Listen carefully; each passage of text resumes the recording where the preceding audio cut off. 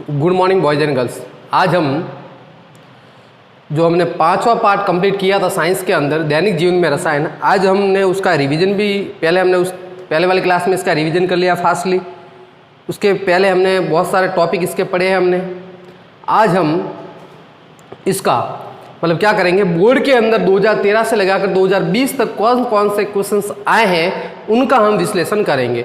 उनको देखेंगे कि भाई 2013 से लगा के 2020 तक जो अभी एग्जाम हुआ है 10th बोर्ड का, उसमें इस पार्ट से कौन कौन से प्रश्न आए उसके बारे में हम आज डिस्कस करेंगे। तो सबसे पहले हम आते हैं 2013 पे। 2013 में कौन कौन से क्वेश्चंस आए उसके बारे में। 2013 में पहले क्या होता था, बोर्ड एग्जाम 2013, बोर्ड एग्जाम 2013 में क्या क्वेश्चन, पहले ये क्वेश्चंस आते थे 5 नंबर के। अभी ये जो यूनिट है वो हमारी 4 नंबर की है, लेकिन पहले ये कितने आते थे, 5 नंबर के क्वेश्चंस आते थे। तो देखो 2013 में क्या करता था, हमें एक स्तंभ दिया होता ए व बी। 2013 का क्या क्वेश्चन है, हमें ए और बी स्तंभ दिया था, उसको मिलान करना था। सबसे पहला यह लिखा हुआ था ए वाला प्रबल अम्ल, क्या लिखा हुआ था, प्रबल अम्ल। ये 5 नंबर का क्वेश्चन था। दूसरा लिखा हुआ था दुर्बल अम्ल। स्तंभ थे और स्तंभ को हमें क्या करना था, मिलाना था। तीसरा यह लिखा हुआ था प्रति अम्ल, यानी एंटा एसिड।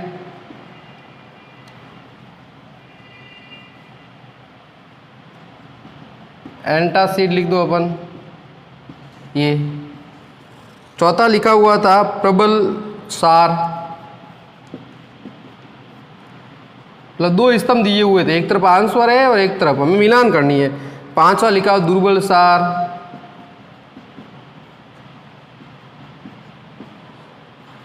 6वां लिखा हुआ है उदासीन लवण।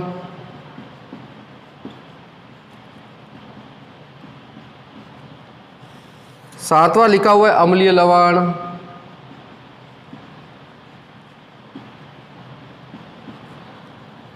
8वां लिखा हुआ है क्षारीय लवण।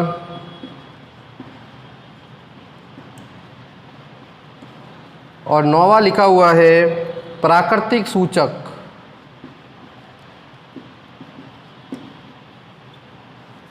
और 10वां लिखा हुआ है संश्लेषित सूचक। संश्लेषित सूचक। आप सभी को पता होगा पहले एनसीईआरटी कोर्स चलता था, तो उस एनसीईआरटी कोर्स के अंदर 2013 से जो चल रहा था एनसीईआरटी कोर्स चल रहा था, तो उसमें 5 नंबर का ये यूनिट थी। अब इसमें ए जो आंसर लिखा हुआ पहली है हल्दी,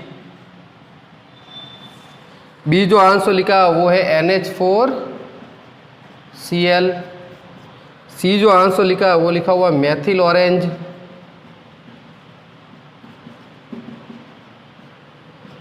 डी जो आंसर लिखा हुआ है वो लिखा हुआ है Na2CO3, ई जो आंसर लिखा हुआ है वो लिखा हुआ है CS3COH,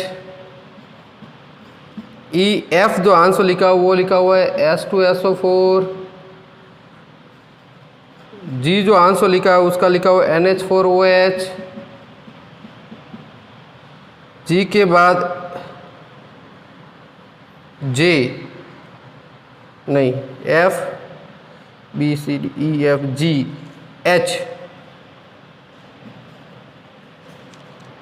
क्या हुआ, तो वो अभी मैं आऊँगा नीचे, है ना, अभी क्लास लेके आया, तो बैठ जा नीचे।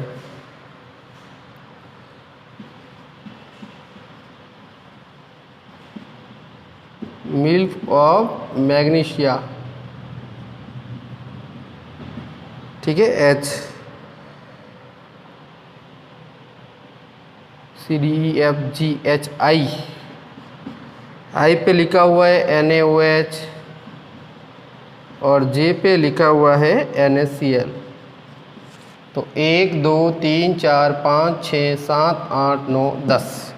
अब हमें इनको क्या करना था, मिलान। ये 2013 का प्रश्न है, मिलान। तो सबसे पहले देखो प्रबल अम्ल, प्रबल अम्ल को बताया था। प्रबल अम्ल कौन है, देखो प्रबल अम्ल कौन है, H2SO4। इसका मतलब इसका आंसर कौन सा है, F। H2SO4 है वो क्या है, एक प्रबल अम्ल है। फिर आते हैं दुर्बल अम्ल। दुर्बल अम्ल हमने पढ़ा था, क्या था, CH3COH, ये दुर्बल अम्ल है, ये क्या है, दुर्बल अम्ल। और कौन है दुर्बल अम्ल, और कौन था, एक था H2CO3 कार्बोनिक एसिड, ये भी क्या है, दुर्बल अम्ल। तो इसका आंसर कौन सा हो गया, ई हो गया। प्रति अम्ल एंटाएसिड, एंटाएसिड हमने किससे कहा था, milk of magnesia, milk of magnesia, जिसका सूत्र क्या होता, MgOH2, बिल्कुल सिंपल है ना। तो ये आंसर किसका हो गया, H, इसका आंसर क्या हो गया, H। फिर है प्रबल सार, प्रबल सार हमने किसको कहा था, सोडियम हाइड्रोक्साइड, पोटेशियम हाइड्रोक्साइड, ये रहा प्रबल सार। तो प्रबल सार कौन सा हो गया, सोडियम हाइड्रोक्साइड, ये क्या है, प्रबल सार है, प्रबल सार सोडियम हाइड्रोक्साइड। तो आंसर क्या हो गया, आई, इसका आंसर हो गया सोडियम हाइड्रोक्साइड। दुर्बल सार कौन है, दुर्बल सार देखो OH वाला और कौन है, ये रहा NH4OH, ये क्या है, अमोनियम हाइड्रोक्साइड, ये क्या है, दुर्बल सार। तो ये NH4 है, यानी कौन सा हो गया, G, ये G इसका आंसर, ये है दुर्बल सार। तो दुर्बल सार कौन सा हो गया, NH4OH। उदासीन लवण, उदासीन अम्ल, प्रबल अम्ल और प्रबल सार की क्रिया से उदासीन लवण बनता है, कौन, NaCl। तो NaCl कहां पर है, ये रहा, इसका अम्ल, इसका आंसर कौन सा है, J। अम्लीय लवण, कौन सा लवण, अम्लीय लवण, देखो एक तो ये लवण है और एक कौन सा लवण है, ये वाला लवण। तो ये कैसा लवण हो गया हमारे पास, NH4Cl, ये अम्लीय लवण, यानी आंसर कौन सा, B। क्षारीय लवण, क्षारीय लवण हम किसको कहते हैं, सोडियम कार्बोनेट, सोडियम कार्बोनेट जो होता है उसका जो घोल होता है वो कैसा होता है, क्षारीय। तो क्या हो गया, D, इसका आंसर हो गया D। प्राकृतिक सूचक, ये दो नए, ये पहले NCERT के बुक्स में थे, तो ध्यान रखना। प्राकृतिक सूचक का मतलब जो अम्ल और क्षार के बारे में पता करे, ठीक है। तो प्राकृतिक सूचक तो कौन है, हल्दी, ये प्राकृतिक सूचक। कभी हमारे पास जैसे सब्जी का वगैरह दाग लेता है और वहां पर हम क्या करते हैं, ब्रश घिसते हैं, तो उसका कलर कैसा होता है, पीला हो जाता है ना। तो ये ध्यान रखना, ये हल्दी होता है, वो अम्ल क्षार का सूचक है। तो ये हल्दी किसका हो गया, A का, ये ए हल्दी प्राकृतिक। और संश्लेषित सूचक कौन है, तो मेथिल ऑरेंज, ये मेथिल ऑरेंज क्या हो गया, संश्लेषित सूचक। तो याद रखना ये C इसका आंसर है। तो संश्लेषित सूचक जो प्रयोगशालाओं में बनाए जाते हैं, तैयार किया जाता है उद्योगों में, तो मेथिल ऑरेंज होता है, मेथिल ऑरेंज। और एक होता है फिनोफ्थिलीन, कौन होता है, फिनोफ्थिलीन, फिनोफ्थिलीन, फिनोफ्थिलीन, फिनोफ्थिलीन और मेथिल ऑरेंज, ये दो क्या होते हैं, संश्लेषित सूचक होते हैं। नाम याद रखना, संश्लेषित सूचक कौन कौन सा, एक तो मेथिल ऑरेंज और फिनोफ्थिलीन, जो अम्ल और क्षार का बारे में बताता है, समझ गए, सूचक उसमें पता करते हैं। तो ये एक दो तरह के हमारे पास सूचक है। तो ये 2013 का क्वेश्चन था, ध्यान रखना। इसके मैंने आंसर आपको यहाँ लिख दिए, FEHIJBDA और C। तो ये 5 नंबर के क्वेश्चन थे। पहले मिलान थी हमारे पास, अब हमारे पास मिलान में आंसर, अब प्रश्न नहीं पूछते, अब हमें 3 या 2 प्रश्न पूछते हैं और 4 नंबर का होता है, 2-2 नंबर के आता है या 1-1 नंबर के, लेकिन पहले ये 5 नंबर के थे। तो ये था बोर्ड 2013 का क्वेश्चन। अब लेते हैं हम बोर्ड 2014 में कौन से क्वेश्चन आए वो देखते हैं। बोर्ड 2014, बोर्ड एग्जाम 2014 का देखो, किसी विलयन की उदासीन प्रकृति, देखो पहला एक सवाल पूछा हुआ, किसी विलयन की उदासीन प्रकृति का पीएच कितना होना चाहिए, उदासीन विलयन का पीएच कितना होना चाहिए, बताओ आप ही। उदासीन विलयन का पीएच, ये 1 नंबर का, यहाँ पे भी 5 नंबर के क्वेश्चन पूछते थे 2014। उदासीन विलयन के पीएच कितनी होती है, 7, बिल्कुल राइट आंसर, 1 नंबर मिल गया। दूसरा इसमें क्वेश्चन पूछा था, चींटी के डंक में कौन सा अम्ल होता है, बताओ। चींटी के डंक में अम्ल, ये 2014 के क्वेश्चन। चींटी के डंक में कौन सा अम्ल होता है, पढ़ा था ना हमने, क्या है, फॉर्मिक अम्ल। कौन सा अम्ल, फॉर्मिक अम्ल। बहुत ही सिंपल क्वेश्चन पूछे हुए, 1 नंबर। फिर है तीसरा क्वेश्चन इसमें पूछा, निम्न में किसका उपयोग किया जाता है। तीसरे क्वेश्चन में क्या लिखा हुआ है, ये 2। तीसरा क्वेश्चन ये पूछा हुआ है कि निम्न में किसका उपयोग किया जाता है, निम्न में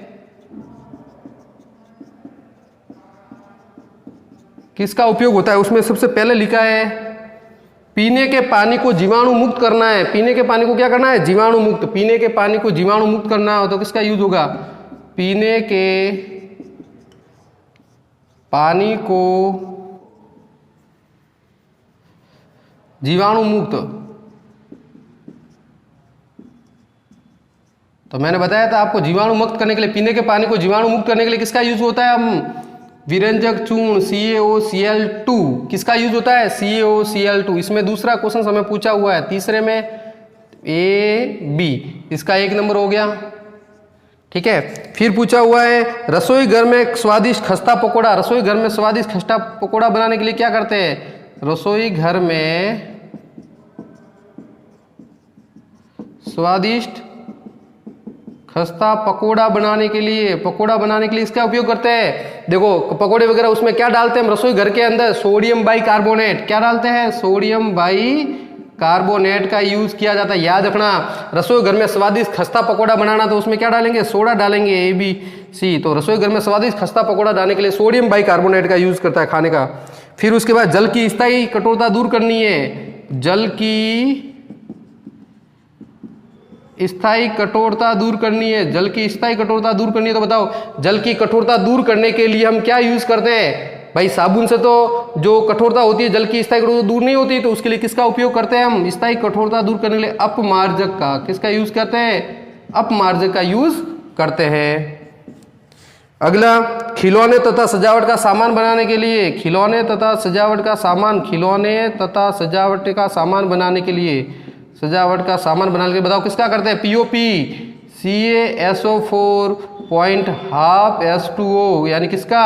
प्लास्टर ऑफ पेरिस का यूज करते हैं, प्लास्टर ऑफ पेरिस। तो ये हो गए कितने? ये आधा आधा नंबर के पूछे हुए थे। तो ये आधा नंबर, ये आधा नंबर, ये आधा नंबर और ये आधा। तो कितने नंबर हो गए? 2 नंबर। इसके उनके 2 2 4। एक क्वेश्चन और था, क्या था? सोडियम हाइड्रोक्साइड की जिंक था, क्या था? चौथा क्वेश्चन। वो क्या था कि सोडियम हाइड्रोक्साइड की क्रिया किससे करानी है? जिंक से। तो सोडियम हाइड्रोक्साइड की क्रिया हम जब जिंक से कराएंगे तो क्या बनेगा? Sodium zincate. क्या बनेगा? Na2ZnO2 और प्लस क्या है, कौन सी गैस निकलती, ये भी पूछा कौन सी? तो हाइड्रोजन गैस। समीकरण लिखिए और हाइड्रोजन गैस। तो ये कितने नंबर का था? 1। तो 2 और 1 3, 4 और 1 5। ये 5 नंबर का क्वेश्चन 2014 में पूछा हुआ है। सोडियम हाइड्रोक्साइड की जिंक से अभिक्रिया करने पर क्या बनेगा? सोडियम जिंकेट और प्लस साथ में क्या बनेगी? हाइड्रोजन गैस बनेगी। तो ये हो गया सोडियम जिंकेट और हाइड्रोजन गैस। तो ये 2014 का क्वेश्चन है, ये 2014 के क्वेश्चन। अब 2015 में क्या पूछा हुआ देखते हैं। 2015 बोर्ड एग्जाम 2014 हो गया। अब आते हैं हम 2015। 2015 में क्या पूछा है देखो, बोर्ड एग्जाम 2015, बोर्ड 2015 में क्या क्वेश्चन पूछे हुए हैं, ध्यान से समझना। किसकी पीएच ज़्यादा होती है, पहले पूछा है। पहला सवाल क्या पूछा है? किसकी पीएच ज़्यादा होती है, किसकी पीएच ज़्यादा होती है, किसकी पीएच ज़्यादा होती है। 2 दिए हुए। पहला दिया हुआ है रक्त या आसुत जल।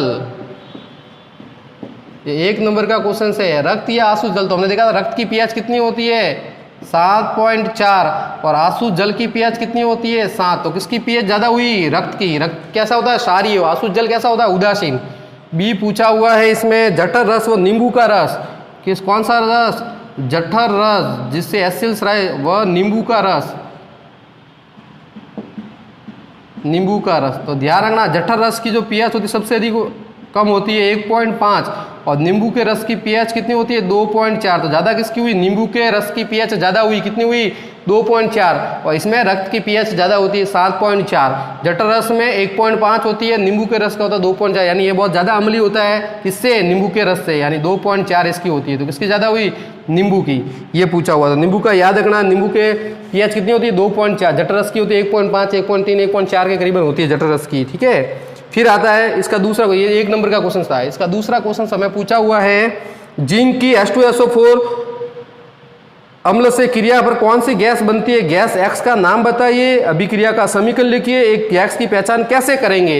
ये पूछा हुआ है। कितने नंबर का है? 3 नंबर का पूछा हुआ है सवाल। क्या पूछा हुआ है कि H2SO जिंक की क्रिया कराइए H2SO4 से, तो बनने वाली गैस का नाम, समीकरण। यहाँ पर एक X गैस बनती है। क्या कहा इन्होंने?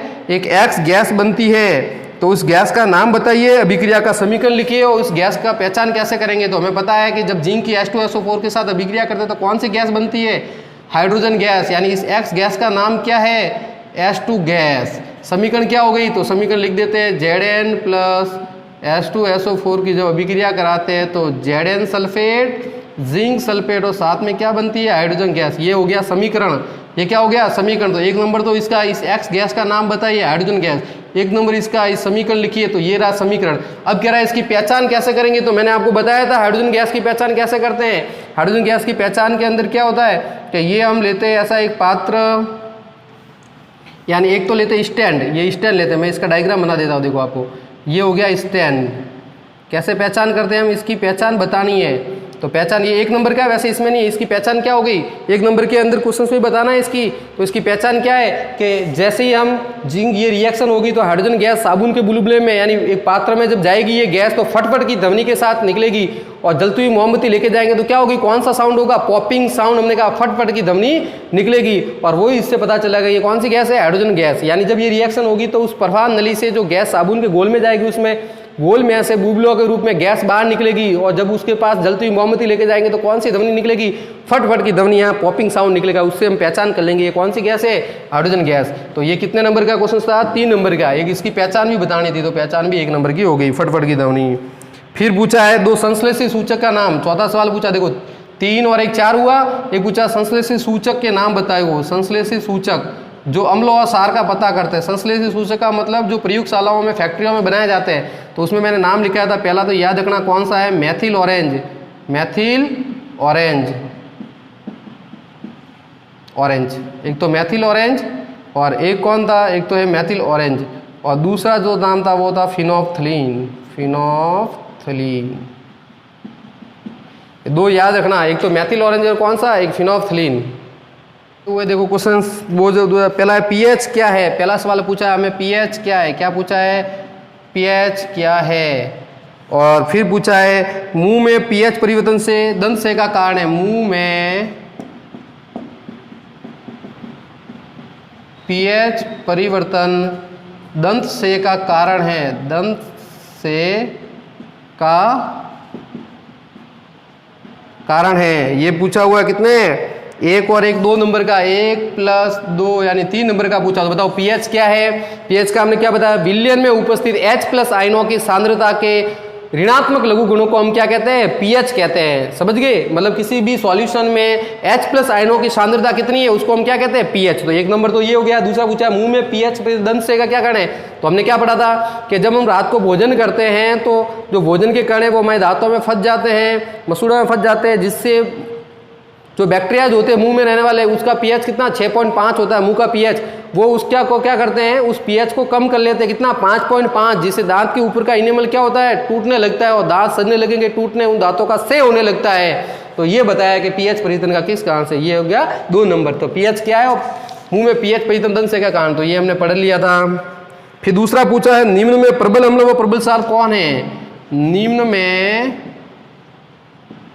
प्रबल अम्ल व प्रबल सार को पहचान कीजिए। निम्न में प्रबल अम्ल और प्रबल सार की पहचान कीजिए। तो पहला देखो है, पहला क्या है, CH3COH या HCl, इन दोनों में प्रबल कौन है, तो हमने कहा था प्रबल में कौन होता है, HCl, और कौन होता है H2SO4, और कौन होता है HNO3, ये सब क्या है, प्रबल एसिड है। तो ये प्रबल अम्ल हो गया और ये दुर्बल अम्ल हो गया। और कौन होता है दुर्बल अम्ल, H2CO3, तो ये दुर्बल अम्ल है और ये प्रबल अम्ल है। तो कौन है प्रबल अम्ल, HCl। फिर क्या है, दूसरा क्या है इसमें, सोडियम हाइड्रोक्साइड NaOH, और कैल्शियम हाइड्रोक्साइड में से प्रबल कौन है, CaOH2। इसमें से प्रबल कौन है, तो हमें पता है प्रबल कौन है, सोडियम हाइड्रोक्साइड, ये क्या है प्रबल, सोडियम हाइड्रोक्साइड। पोटेशियम हाइड्रोक्साइड, ये क्या है प्रबल। और दुर्बल अम्ल, दुर्बल में क्या आएगा, NH4OH, ये क्या होते हैं दुर्बल, ये दुर्बल हाइड्रोक्साइड है। आई बात समझ में, तो ये हो गया प्रबल हाइड्रो ऑक्साइड। NaOH है जो प्रबल हाइड्रो ऑक्साइड, इन दोनों में से कौन प्रबल है, NaOH, तो ये प्रबल हाइड्रो ऑक्साइड। ये पूछा हमें 1 नंबर का। फिर उसके ये 1 नंबर का पूछा हुआ सवाल, तो 3 और 1 4 हो गए। इसका एक सवाल और पूछा हुआ है, देखो इसी का एक सवाल और पूछा हुआ है 2014 में। क्या पूछा हुआ है, 2016 की बात कर रहे हैं। 2016 के अंदर एक और सवाल पूछा हुआ, इसका अम्लीय ऑक्साइड का नाम लिखिए। एक और सवाल पूछा है, अम्लीय ऑक्साइड का नाम लिखिए जिसके द्वारा अम्ल वर्षा होती है। अम्ल ऑक्साइड का नाम जिसके द्वारा क्या होती है, अम्ल ऑक्साइड। तो हम क्या लिखेंगे, एक तो नाइट्रस ऑक्साइड जो अम्ल वर्षा के लिए उत्तरदायी है, जो किसके लिए, अम्ल वर्षा के लिए उत्तरदायी है। तो अम्ल वर्षा के लिए क्या होता है, नाइट्रस ऑक्साइड और सल्फर के ऑक्साइड, सल्फर के ऑक्साइड, सल्फर ऑक्साइड।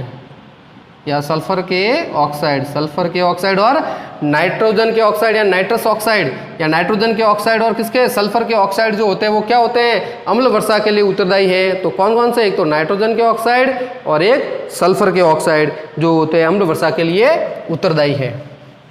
ये 2016 के क्वेश्चन थे। फिर आते हैं हम 2017। देखो 2017 में कौन से क्वेश्चन पूछे हुए हैं। पहला बोर्ड 2017 का पहला क्वेश्चन देखो, हाइड्रोजन आयन H+ की सांद्रता का विलयन की प्रकृति पर क्या प्रभाव पड़ता है। H+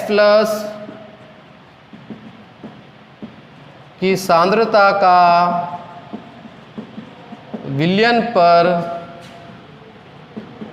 क्या प्रभाव पड़ता है। H+ आयन की सांद्रता का विलयन पर क्या प्रभाव पड़ता है। देखो ये 1 नंबर का क्वेश्चन है। बताओ विलयन की सांद्रता क्या होगा, हम क्या लिखेंगे। अगर H+ आयन क्या होंगे, H+ आयन क्या होंगे, ज़्यादा होंगे तो विलयन कैसा होगा, अम्लीय प्रकृति का। हमने कहा था ना H+ आयन ज़्यादा है तो उसमें प्रकृति कैसी होगी, अम्लीय। और H+ आयन की संख्या क्या है, आयन की संख्या कैसी है, H+ आयन की संख्या अगर कम है इसका मतलब विलयन किस ओर बढ़ेगा, क्षारीयता की ओर, यानी क्षारीय प्रकृति होगी। तो विलयन पर क्या प्रभाव होगा, अगर H+ ज़्यादा है तो अम्लीय ज़्यादा होगा और H+ कम है इसका मतलब वो किसकी ओर बढ़ेगा, क्षारीयता की ओर बढ़ेगा। तो ये 1 नंबर का हुआ। दूसरा कह रहा है कि जब अम्ल को हम डाइल्यूट करते हैं, तनुकृत करते हैं तो अम्ल को जल में मिलाया जाता है, न कि जल को अम्ल में। अम्ल को किस में मिलाया जाता है, अम्ल को किस में मिलाया जाता है, अम्ल को मिलाया जाता है किसमें, जल में। जल को अम्ल में नहीं मिलाया जाता, ध्यान रखना। ये नहीं होता है, ये वाली रिएक्शन होती है जब हम क्या करते हैं, किसी भी अम्ल को तनु करते हैं। तनु बनाने के लिए डाइल्यूट बनाने के लिए हम क्या करते हैं, जल के अंदर किसको मिलाते हैं, अम्ल को मिलाते हैं। ये जैसे जल भर लेते हैं, हमारा कितना का सॉल्यूशन बनाना है उसके लिए हम क्या डाल देते हैं, पहले उसके अंदर जल डाल देते हैं और फिर धीरे धीरे सारे क्या मिलाते हैं, इस दीवार के सारे क्या डालते हैं उसके अंदर, एसिड डालते हैं। अगर आपने अम्ल के अंदर जल डाल दिया तो क्या होगा, ये अभिक्रिया होती है बहुत ज़्यादा ऊष्माक्षेपी। क्या होती है, ऊष्माक्षेपी। बहुत ज़्यादा ऊष्मा बाहर निकलेगी क्या होगा, ये घोल पूरा ही बाहर आ जाएगा। और कभी कभी ऐसा होता है जो कांच का जो बर्तन होता है जो हम प्रयोगशाला में यूज़ करते हैं वो क्या हो जाता है, टूट जाता है, तो पूरा ही केमिकल बाहर हो जाएगा। तो ध्यान रखना कि अम्ल को क्या करते हैं, जल के अंदर धीरे धीरे दीवार के सारे मिलाते हैं, क्योंकि ये जो अभिक्रिया होती है वो क्या होती है, ऊष्माक्षेपी, बहुत ज़्यादा ऊष्माक्षेपी, ऊष्मा बहुत ज़्यादा बाहर निकलती है तो पूरा सॉल्यूशन बाहर आ सकता है और हमें हानिकारक इफेक्ट भी हो सकता है। कहीं अगर वो अम्ल हमारे ऊपर गिर गया तो हमें उससे त्वचा खराब हो सकती है, जलन हो सकती है या अन्य भी इफेक्ट हो सकता है। और अगर हम जल के अंदर जल को किस में मिलाएं, अम्ल में, तो क्या तनुकृत करते समय, एक डाइल्यूट बनाते समय, सॉल्यूशन बनाते समय अम्ल को किस में मिलाया जाता है, जल में मिलाया जाता है, न कि जल को अम्ल में। ध्यान रखना, क्योंकि ये अगर अभिक्रिया होगी तो बहुत ज़्यादा ऊष्माक्षेपी हो, बहुत ज़्यादा ऊष्मा बाहर निकले, बर्तन को भी तोड़ देगी और साथ ही साथ जल पूरा क्या हो जाएगा, बाहर। पूछा तीसरा सवाल कि संतरा में कौन सा अम्ल होता है, संतरा और इमली में कौन सा अम्ल पाया जाता है। तो बताओ संतरे में कौन सा अम्ल होता है, साइट्रिक एसिड पढ़ा हुआ है हमने। और इमली में कौन सा होता है, टार्ट्रिक अम्ल, ये पूछा हुआ है। फिर पता है चौथा पूछा है क्लोर सार अभिक्रिया क्या है, क्या पूछा है, क्लोर सार अभिक्रिया। ये बहुत ही इंपॉर्टेंट है, मैंने इसको बताया नहीं है आपको, लेकिन ये रिएक्शन हमने पढ़ ली है। कहाँ पर पढ़ ली है, ध्यान से समझना। ये पढ़ी है हम सोडियम हाइड्रोक्साइड का जब हम निर्माण करते हैं, किससे, NaCl और प्लस जल से। जब हम जल से सोडियम हाइड्रोक्साइड का निर्माण करते हैं, NaCl और जल की अभिक्रिया, तो क्या बनता था, सोडियम हाइड्रोक्साइड बनता था, साथ में Cl2 गैस और साथ में H2 गैस। Cl2 गैस जो होती थी वो कहाँ पर मुक्त होती थी, एनोड पे। H2 गैस कहाँ पर मुक्त होती थी, कैथोड पे। तो ये वाली जो अभिक्रिया है, ये वाली अभिक्रिया, इस वाली अभिक्रिया को हम क्या कहते हैं, क्लोर सार अभिक्रिया। कौन सी अभिक्रिया कहते हैं, क्लोर सार, क्लोरीन का बनना। आई बात में, क्लोरीन का बनना और क्षार का बनना, सोडियम हाइड्रोक्साइड अभिक्रिया, ये कौन सी कहलाती है, NaCl, यानी किसका निर्माण, सोडियम हाइड्रोक्साइड की जो निर्माण की जो विधि है NaCl के साथ जल की जब अभिक्रिया करवाते हैं तो क्या बनता है, NaOH बनता है और साथ में क्या बनता है, Cl2 बनता है। इस अभिक्रिया को हम कहते हैं क्लोर सार अभिक्रिया। ये एक्वस सॉल्यूशन बनाते हैं हम, क्या बनाते हैं, एक्वस सॉल्यूशन। जल अपघटन जो हम कराते हैं, विद्युत अपघटन इसमें कराते हैं। NaCl के अंदर क्या करता है, विद्युत जब अपघटन कराया जाता है तो ये जो अभिक्रिया बनती है वो क्या कहलाती है, क्लोर सार अभिक्रिया। तो बहुत ही इंपॉर्टेंट है, इस रिएक्शन को आप याद रखना। ये कौन सी अभिक्रिया है, क्लोर सार अभिक्रिया। क्लोरीन और सोडियम हाइड्रोक्साइड का निर्माण, कौन सी अभिक्रिया, क्लोर सार अभिक्रिया। ठीक है, तो ये हो गया सवाल। ये 2017 के क्वेश्चन थे। 1 नंबर का, ये कुल मिला कितने नंबर के, 5 नंबर। 1 नंबर, 2 नंबर, 3 नंबर और 4, 5 2 नंबर के वो। ठीक है, ये वाली रिएक्शन। ये हो गया 2017। अब आते हैं हम 2018। बोर्ड 2018 के क्वेश्चंस कौन से थे, देखो बोर्ड 2018 में क्या पूछा हुआ है। बोर्ड 2018 का देखो, विरंजक चूर्ण का सूत्र लिखिए। क्या कहा है, विरंजक चूर्ण का सूत्र लिखिए। विरंजक चूर्ण का सूत्र लिखिए। तो विरंजक चूर्ण का सूत्र क्या होता है, CaOCl2। CaOCl2। इसकी विरंजन क्रिया को समझाए। क्या कहा, इसकी विरंजन क्रिया हमने पढ़ा था। विरंजन क्रिया किस तरीके से होती है कि जब क्लोरीन जब मुक्त होती है तो वो क्लोरीन किसके साथ क्रिया करती है, जल के साथ अभिक्रिया करती है।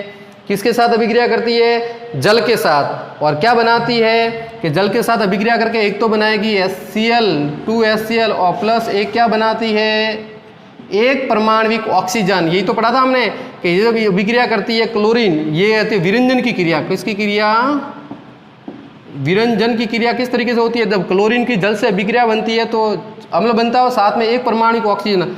अब ये एक परमाणविक ऑक्सीजन रंगीन पदार्थ के साथ जब मिलती है, रंगीन पदार्थ के साथ क्या होती है, मिलती है, तो इस पदार्थ को कैसा कर देती है, रंगहीन। रंगहीन यानी उसको कलर लेस कर देती है, कलर उड़ा देती है। तो यही कहलाती है हमारी विरंजन की क्रिया। कि जो क्लोरीन मुक्त हुई है, विरंजक चूर्ण को जब हम खुले में रखते हैं तो क्लोरीन गैस मुक्त होती है। तो क्लोरीन गैस या फिर क्या किसकी, इसके साथ एसिड्स की जब अभिक्रिया होती है तब होती है क्लोरीन गैस मुक्त। तो क्लोरीन गैस मुक्त क्लोरीन गैस की जब जल से अभिक्रिया करते हैं तो कौन सी, एक परमाणु ऑक्सीजन बनती है। एक परमाणु ऑक्सीजन को जब रंगीन पदार्थ के साथ मिलाया जाता है तो पदार्थ कैसा होता है, रंगहीन, कलरलेस हो जाता है। इस अभिक्रिया को हम कहते हैं विरंजन अभिक्रिया। तो ध्यान रखना, ये था बोर्ड 2018 का क्वेश्चन। कितने नंबर का था, 2 नंबर का। ये 2 नंबर का क्वेश्चन तो ये था पहला। दूसरा क्वेश्चन इन्होंने क्या पूछा है, जिंक धातु की H2SO4 से होने वाली रासायनिक अभिक्रिया का नामांकित चित्र बनाइए। जिंक धातु की किससे अभिक्रिया, जिंक धातु की H2SO4 से अभिक्रिया करने पर क्या बनता है, हमें पता है कौन सी गैस बनेगी, जिंक SO4 बनेगा और साथ में क्या बनेगा, जिंक SO4 साथ में क्या बनेगा, हाइड्रोजन गैस। अब ये कह रहा है इसका नामांकित चित्र बनाइए। एक बार देखो और पूछा हुआ है, किसमें पूछा हुआ है सवाल, ये पूछा हमें सवाल किसमें, ये सवाल पूछा हुआ है हमें, हाँ बोर्ड 2015 में भी पूछा हुआ है, 2018 में भी पूछा हुआ है और 2015 के अंदर भी ये क्वेश्चन पूछा हुआ है। ध्यान रखना, 2018 में भी पूछा हुआ, 2015 में भी पूछा हुआ है। कैसे 2016 में भी ये ऐसा है, 16 में क्या किया है, यहाँ अम्ल की जगह सार दे दिया, अम्ल की जगह क्या दे दिया, सार। 2016 और 2014 में, 2016 और 2014 में अम्ल की जगह क्या दे दिया, सार दे दिया। तो 2018 2015 में ये क्वेश्चन पूछा हुआ है, सेम क्वेश्चन पूछा हुआ है। तो जिंक की H2SO4 से अभिक्रिया करके जो H2 गैस बनती है, इसको नामांकित चित्र द्वारा समझाइए। नामांकित चित्र बताना है। देखो तो नामांकित चित्र इसका क्या है, देखो ध्यान समझना, मैं इसका बनाता हूँ नामांकित चित्र। तो नामांकित चित्र क्या है, देखो इसका ये वाला, ये एक स्टैंड हो गया हमारे पास, बुक्स में दिया हुआ है हाइड्रोजन गैस बनाने की विधि। यहाँ से हमने क्या कर दिया, एक क्या लगा दिया, एक जोड़ दी परख नली। क्या जोड़ दी, परख नली। ये परख नली हमने जोड़ दी,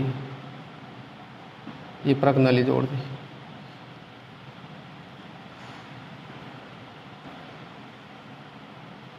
और इसके नीचे क्या लगा दिया, ये बर्नर।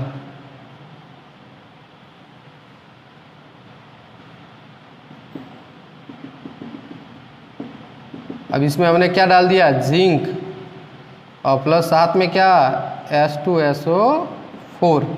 ठीक है, और इसके ऊपर एक क्वार्क लगा दिया, ऐसा क्वार्क रबर का, उसके से क्या निकाल दी, एक हमने नली, प्रवाह नली। इससे हमने क्या निकाल दी, एक प्रवाह नली। इस तरीके से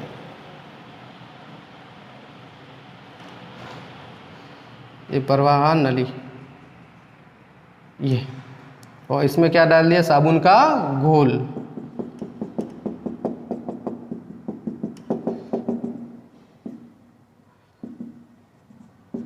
ये साबुन का घोल पात्र, तो इसमें से बुलबुले उड़ते हैं, और बुलबुले उड़ते हैं और यहाँ क्या निकलती है, गैस निकलती है, और यहाँ हम जलती हुई क्या लेते हैं, मोमबत्ती। जलती हुई क्या ला लेते हैं, मोमबत्ती। तो आवाज़ कैसी आती है, फटफट की ध्वनि के साथ ये जलती है। तो ये वाला पात्र है, ये स्टैंड हो गया। स्टैंड, नामक के चित्र बनाना, ये फरक नली, बर्नर, ये हो गया हमारे पास साबुन का घोल वाला पात्र,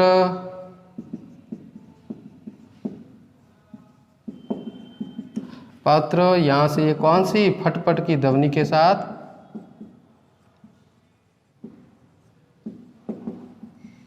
S2 गैस, ये होगी कौन सी नली, प्रवाह नली।